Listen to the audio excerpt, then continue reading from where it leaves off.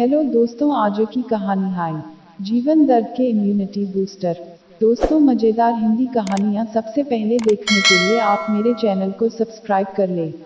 अब आपसे क्या बताएं, जीवन का सत्य यही है कि व्यक्ति जिस माहौल और हालात में रहता है वह वैसा ही सोचने लगता है, महसूस करने लगता है। मसलन जब एक गरीब का बच्चा स्कूल जाता है तो मिड डे मील के बारे में कल्पना करता है, जबकि कॉन्वेंट वाला अपने लंच के बारे में सोचता है। मुझे याद है जब मैं स्कूल जाता तो लंच में गिनती के बच्चे ब्रेड में रेड कलर का कुछ लगाकर लाते और अलग बैठकर खाते। ब्रेड मैं पहचानता था, लेकिन वह रेड आइटम क्या है यह मुझे कम से कम बचपन बीतने के बाद पता चला कि उसे जेली कहते हैं। जैम का तो खैर मुझे तब पता चला जब मेरे बच्चों ने डिमांड की और स्कूल जाने लगे। आलम यह होता कि घर आकर जब मैं इस रेड चीज़ के बारे में पूछता तो सब हंसते। फिर मैं ब्रेड की जिद करता तो समझाया जाता कि पराठा ज़्यादा फायदेमंद होता है। यह ब्रेड बहुत नुकसान करती है। कभी बहुत जिद करता तो महीने में कभी एक दो पैकेट आता, वह भी स्वाद के लिए। पूरे परिवार में एक दो स्लाइस के हिसाब से बंट जाता। और जो कोई पसंद नहीं करता था पैकेट की सबसे ऊपर वाली ब्रेड, वह मुझे पसंद थी तो वह मुझे एक्स्ट्रा मिलती। आज की डेट में मजाल है कि कोई माता पिता बच्चे की मांग पर घर में ब्रेड न लाएं और हफ्ते में 3 दिन जैम ब्रेड का टिफिन न दें। खैर, मामला हालात और चिंतन का चल रहा था। इसी तर्ज पर आप पाएंगे कि किसी upper middle class income tax पे करने वाले को आटे, दाल और महंगाई से कोई लेना देना नहीं है। वह तो बस मूल्य वृद्धि और पावर्टी लाइन पर घड़ियाली आंसू बहाता है, जबकि उसकी चिंता शेयर बाजार और सेंसेक्स रहती है। हाँ, फीस वृद्धि पर वह बिफर उठता है, क्योंकि वह कॉन्वेंट में होती है, सरकारी स्कूल में नहीं। मैं मुद्दे से ज़्यादा दूर नहीं जाना चाहता और नहीं शीर्षक से आपको भटकना चाहता, क्योंकि मैं जानता हूँ अगर मैंने ऐसा किया तो आपका इंटरेस्ट मेरी राइटिंग से खत्म हो जाएगा। तो जैसा कि आपको पता ही है, मैं साल का अंत आते आते कोरोना ग्रसित हो गया हूँ और बस अब कुछ दिन का क्वारंटाइन पीरियड और बचा है। अब कोरोना हो और दर्द न हो, यह हो ही नहीं सकता। और फिर इस भय दर्द के भीतर से इम्यूनिटी और इम्यूनिटी बूस्टर्स न पैदा हों, यह भी नहीं हो सकता। क्योंकि यह तो जीवन का नियम है जिसे विज्ञापन वालों ने चुरा लिया है। डर के आगे जीत है। यह तो मुझे क्वारंटाइन से बाहर निकलकर ऑफिस जाने पर ही पता लगेगा कि मैं जीता या नहीं। हाँ, 10 दिन पूरे होते ही मुझे राज्य सरकार के कोरोना कंट्रोल रूम से यह जंग जीतने की बधाई मिल चुकी है। इस हिदायत के साथ कि सावधानी बनाए रखें। बस यह कहना रह गया, सावधानी हटी, दुर्घटना घटी।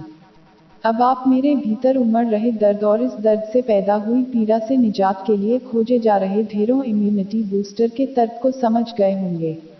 वैसे इस टॉपिक के शीर्षक को देखकर यह लगता है कि मैं दर्द बढ़ाने वाले टॉनिक की बात कर रहा हूँ। इसमें सिरफिरे वाली कोई बात नहीं है, विश्वास मानिए, मैं दर्द बढ़ाने वाले टॉनिक और इम्यूनिटी बूस्टर्स की बात ही करने वाला हूँ, जो आपसे आपका कीमती दर्द न छीन सकें। यह अजीब बात नहीं है जहां लोग पेनकिलर बेचकर कमाई करते हैं। मैं दर्द बेचने में लगा हूँ, उसकी ब्रांडिंग कर रहा हूँ, उसे लाकर देने की पेशकश कर रहा हूँ। मेरी बात पर गौर करेंगे तो भरोसा करें, आज आपके हाथ एक बहुमूल्य खजाना लग जाएगा। आपने कोई ऐसी कहानी पढ़ी है, कोई ऐसी फिल्म देखी है जिसमें दर्द न हो?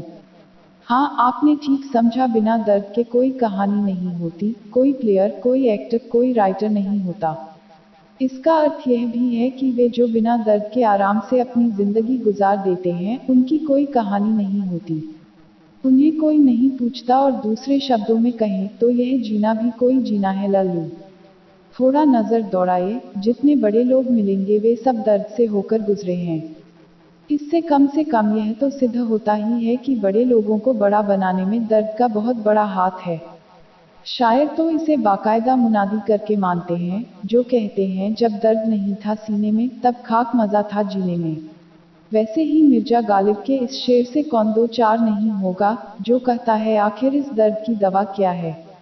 तभी एक कह उठता है, दोस्तों अच्छा किया तुमने सहारा न दिया, मुझको लर्जिश की ज़रूरत थी संभलने के लिए। तो एक कहता है, सुना है लूट लिया है किसी को रहबर ने।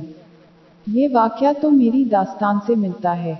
अब भला बताइए, यह सब दर्द के आख्यान हैं या नहीं? ईमानदारी से दिल पर हाथ रखकर कहिएगा, जब आप दर्द भरे नगमे या गजल सुनते हैं तो दिल को ज्यादा सुकून मिलता है कि नहीं? आखिर क्यों? सीधा सा मामला है, दर्द आम आदमी के जीवन का स्थायी भाव है। वह हंसता है, मुस्कुराता है, गाने गाता है तो बस इस दर्द को छुपाने के लिए। तभी तो लिखा गया, तुम इतना जो मुस्कुरा रही हो, क्या गम है जिसको छुपा रही हो। अब आप ही बताइए, अगर मैं आपको इस दर्द का इम्यूनिटी बूस्टर देने निकला हूँ तो आप लेंगे कि नहीं लेंगे? मैं जानता हूँ आप दुनिया को दिखाने के लिए इससे इनकार कर देंगे। अरे दर्द कौन लेता है भाई? अपना ही दर्द कौन सा कम है कि दूसरे का उधार ले लें। उसके लिए तो राज कपूर जैसा बहुत बड़ा दिल चाहिए, जो मेरा नाम जोकर में बड़ा होते होते फट गया था, क्योंकि वही शख्स है जिसने कहा किसी का दर्द मिल सके तो ले उधार। खैर जाने दीजिए, आम आदमी के पास इतना बड़ा दिल कहाँ है। हाँ, मैं तो आपको आपके ही दर्द के इम्यूनिटी बूस्टर देने आया हूँ। मैं नहीं चाहता कि आप अपने कीमती दर्द को खो दें, भूल जाए। सो इन्हें बनाए और बचाए रखने के लिए इन बूस्टर्स का प्रयोग करते रहिए, बड़ा लाभ होगा। भला क्यों जानते हैं? कहते हैं दर्द का हद से गुजरना है दवा हो जाना। सो मैं चाहता हूँ मेरे इम्यूनिटी बूस्टर्स आपके इस दर्द को दवा में बदल दें। यह बात मेडिकली भी सही है। जब आप डॉक्टर से पूछेंगे तो वह बताएगा कि दर्द सबसाइड करने में दवा का सूडो इफेक्ट कहीं अधिक काम करता है। और सबसे बड़ा पेनकिलर तो हमारी बॉडी बनाती है। तभी तो हम अपने हॉस्पिटल में या अपने चैम्बर में अपनी कुर्सी के ऊपर लिख कर रखते हैं, आई ट्रीट ही क्योरस, अर्थात इलाज तो मैं कर रहा हूँ, ठीक भगवान कर रहा है। इसमें गलत भी कुछ नहीं है, क्योंकि कोरोना के केस में तो अभी कोई दवा ही नहीं हुई है। सो यह भ्रम कि पेशेंट का इलाज चल रहा है या कुछ दिक्कत हुई तो यह हॉस्पिटल डॉक्टर मुझे देखेगा। वक्त ऑक्सीजन और वेंटिलेटर लगा देगा, जो पेशेंट को ठीक कर देता है। कुछ ऐसे लोग होते हैं जिनके चेहरे पर परमानेंट मुस्कान छाया रहती है। इन्हें देखकर लगता है वाह वाह क्या बात है, ये परमानेंट खुश नजर आते हैं। मैं तो ऐसे ही लोगों को ढूंढता हूँ और पूछता हूँ, जिंदगी में इतना बनावटीपन क्यों? इनके लिए ही कहा गया है, पहले दिल यूं भी सजा देते हैं, दर्द सीने में छुपा लेते हैं। इन्होंने जिंदगी के दर्द दुनिया क्या खुद से भी इतने गहरे छुपा रखा है कि गाहे बगाहे ही नजर आता है जब ये सोने चलते हैं या फिर अकेले होते हैं। और फिर यह हल्के से उभरकर इनके चेहरे पे उतर आता है, लेकिन तब कोई देखने वाला नहीं होता और फिर ये कहते हैं करवटें बदलते रहे सारी रात हम, और कई तो इसके बहाने रोज शाम को प्रोग्राम बनाकर इस दर्द का तबसरा करते हैं, कभी ग्रुप में तो कभी खास दोस्त के साथ, और कोई नहीं मिला तो अकेले में, और कहते हैं मुझे दुनिया वालों शराबी न समझो। कहाँ तक कहूँ, आप तो सब समझ ही रहे हैं। मेरी बात मानिए, दर्द से छुटकारे का प्रयास छोड़ दीजिए। गालिब पहले ही कह गए हैं, कैदे हयात और बंदे गम असल में दोनों एक हैं, अर्थात जिंदगी की कैद और इंसान का दर्द एक ही है। सो जब यह इतना एसेंशियल है तो क्यों न इसे बनाए रखने और बचाए रखने, दुनिया की निगाहों से छुपाए रखने के लिए इसके इम्यूनिटी बूस्टर्स लेते रहा जाए। क्या पता कब जिंदगी का यह दर्द किसी दिन हमें भी कुछ बना दे। देखिए, मैं लेक्चर और सलाह में कतई विश्वास नहीं करता। ऐसे बाबा लोग व्हाट्सएप पर धुआंधार ज्ञान बांटते रहते हैं, लेकिन तमाम अच्छी बातों और गुड मॉर्निंग जिसमें लिखा होता है आपका दिन शुभ हो के बाद भी क्राइम का ग्राफ कम नहीं हुआ है। सो लोग किस किस तरह के बूस्टर इस्तेमाल कर रहे हैं अपने डे टू डे लाइफ में, वह मैं आपके साथ शेयर करता हूँ और अंत में मैं इस दर्द पालने का लाभ बताऊंगा। देखिए, कुछ तो हैं जो कहते हैं तेरी तस्वीर को सीने से लगा रखा है, हमने दुनिया से अलग गांव बसा रखा है। अब ऐसे लोगों का उनके साथ रह रहे लोग क्या बिगाड़ लेंगे? ये इधर उधर घूमते सब काम करते नजर आएंगे और दिल में एक अलग दुनिया बसाकर मीठे मीठे दर्द के साथ जीते रहेंगे। अब सोचिए, इसमें इम्यूनिटी बूस्टर क्या है? नहीं समझे, तेरी तस्वीर अब जो है वो तो है नहीं, तस्वीर बसा ली। चलिए एक दूसरा बूस्टर बताता हूँ। कुछ लोग हमेशा गाते हुए मिलेंगे, कोई लौटा दे मेरे बीते हुए दिन। इनसे आप कभी भी कोई भी बात करेंगे, ये आपको अपने पुराने ख्याल, अपनी जिंदगी के बीते हुए दिनों पर ले आएंगे।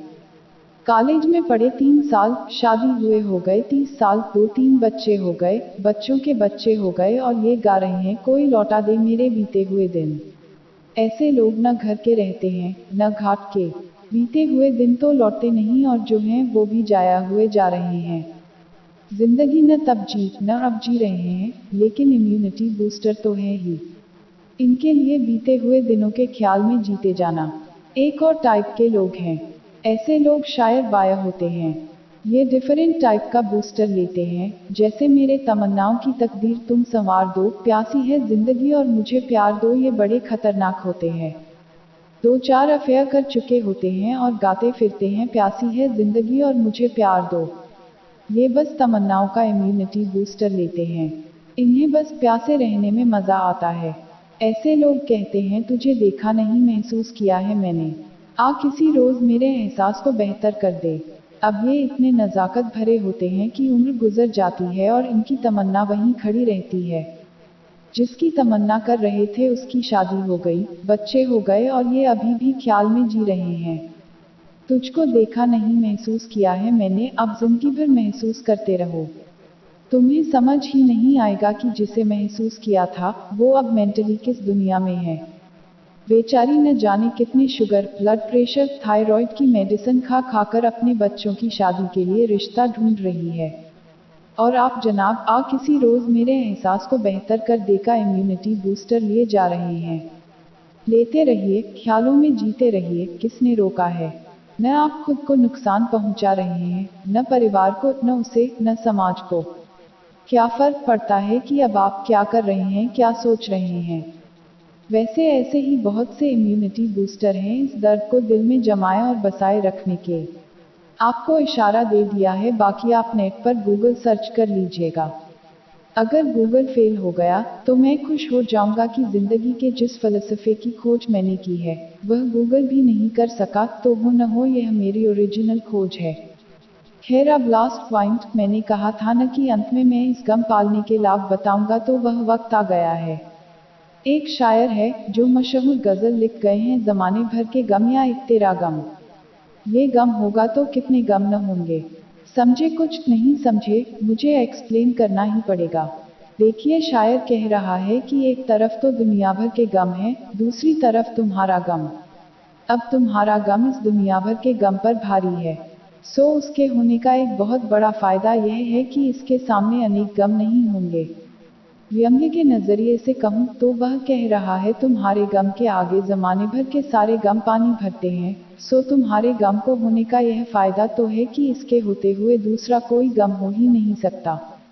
तो आप समझ सकते हैं कि यह शायर लोग कितने खतरनाक, कितने स्मार्ट लोग हैं, जो एक दर्द पाल लेते हैं, उसे जिंदगी भर इम्यूनिटी बूस्टर देते हैं और जमाने भर के सारे गम से दूर अपनी दुनिया में खोए रहते हैं।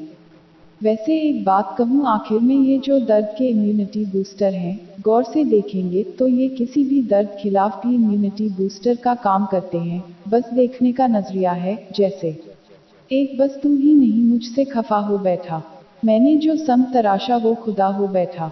शायर एक तरफ तो कह रहा है कि उसका महबूब उससे खफा है और दूसरी तरफ इसका क्रेडिट भी ले रहा है कि तुम तो बस वो पत्थर हो जिसे मैंने तराशा था और तुम मुझे मेरी मेहनत को भूलकर खुदा हो गए। अब आप ही बताइए, ऐसे दर्द और उस दर्द के लिए खुद को पॉजिटिव फ्रेम में रहने वाले लोगों का, शायरों का बड़े से बड़ा दर्द, दुनियावी दर्द कुछ नहीं बिगाड़ सकता, क्योंकि ये कहते हैं इनके दिल में तो वह मैं वाइन बहती रहती है जो दिल में ही तैयार होती है, मसलन उसमें से नहीं, मतलब दिल जिससे हो बेगाना, मकसूद है उसमें से दिल ही में जो खींचती है। सो ये कहते हैं दर्द के बहाने हम जो आनंद उठा रहे हैं उस पर हंगामा मत खड़ा करो, क्योंकि इसका तुम्हारी दुनिया से कोई लेना देना नहीं है, यह मेरे दिल की दुनिया है। और तब वह कहता है हंगामा है क्यों बरपा, थोड़ी सी जो पी ली है, डाका तो नहीं डाला, चोरी तो नहीं की है।